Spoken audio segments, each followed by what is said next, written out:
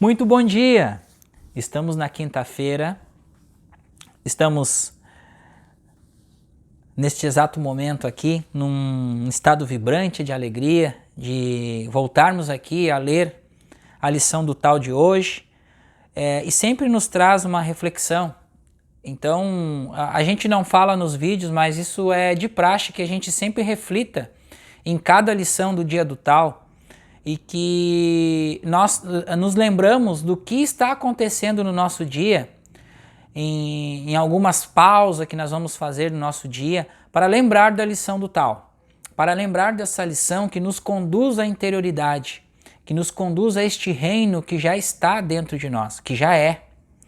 Então esta estrofe, ela nos remete à seguinte compreensão: não há delito maior do que estimar os desejos.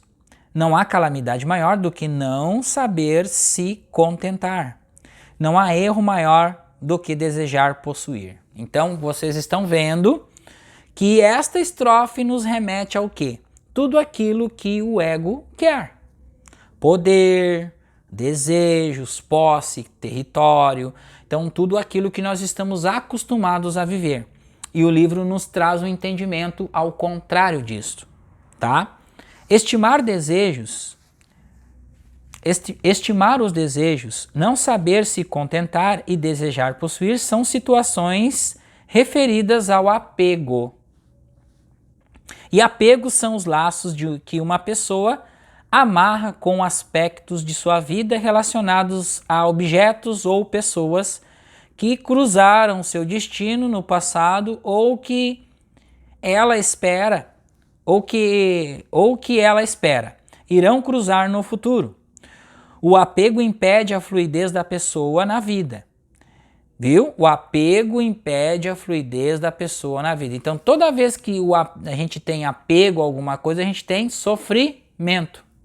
Então, ele impede, tá? O apego ele impede o progresso, a fluidez da pessoa na vida. E sem fluidez, ela não consegue expandir a sua consciência e progredir no caminho espiritual. Bingo! Bingo! Por isso que precisamos meditar.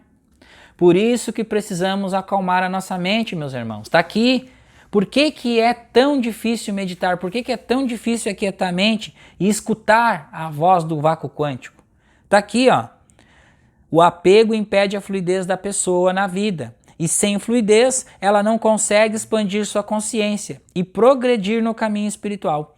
Por isso, as frases dizem que não há delito, calamidade ou erro maiores que cultivar os desejos que levam aos apegos.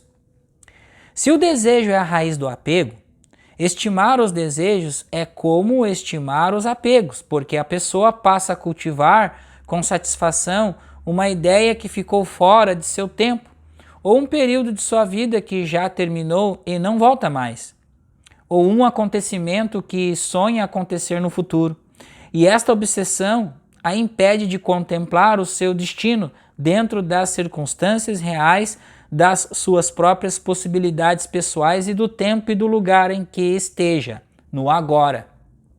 Neste caso, ela ficará obcecada pelo desejo, e este será o apego que impedirá de viver sua vida presente para deleitar-se com quimeras. O desejo também traz a necessidade da satisfação que precisa ser atendida para a pessoa se sentir em paz. Lembram aqui, ó, se eu ganhar bastante dinheiro, a ressonância deu resultado, então eu me sinto em paz e daí a ressonância pode atuar. Se eu comprar um carro, uma casa e um apartamento, a ressonância deu certo e as práticas deram certo e aí as coisas foram resolvidas na minha vida. Se eu conseguir a coisa X, foi resolvido. Então isso é que impede, esses apegos que impedem, gente, de nós prosseguirmos no caminho, tá? Mas quem não sabe se contentar não consegue limitar os seus desejos. Então logo satisfaz um anseio. Novos desejos instalam-se na sua mente, de maneira que ela jamais consegue saciar seu apetite. E isto acontece, por exemplo, com pessoas que perseguem um ideal de beleza ou juventude, e quando chegam a um ponto satisfatório, logo encontram uma nova imperfeição ou marca de envelhecimento para prosseguir com a busca em direção ao ideal que jamais alcançarão.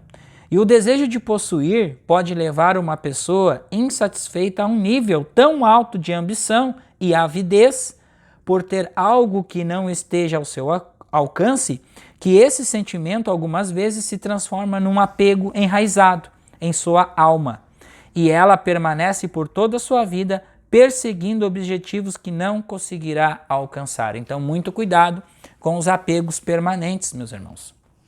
Então, a obsessão de conseguir algo, o sucesso, as coisas, essa obsessão que a gente tem, que quando a gente inicia uma busca espiritual, nós temos esse anseio, esse desejo, e quando a gente começa a entender que é apenas relaxar, lógico, precisamos fazer a ação com confiança no invisível e infinito, não é aquela ação abaiolada da entropia psíquica, da dissonância cognitiva, eu vou lá fazer qualquer coisa para me dar bem na vida. Não, a gente precisa primeiro ter essa conexão com o divino superior que está dentro de nós, para só então a gente poder fazer. Mas esse fazer vai ser natural, não vai ser forçado, vai ser natural, vai ser prazer, vai ser felicidade de fazer. É como nós vemos aqui todo dia, passar a lição do tal. Para mim é uma felicidade enorme isso aqui. Quando eu resolvi fazer este estudo, foi nesta hora, eu demorei 4 anos para fazer este estudo aqui. E ainda não trouxe um estudo,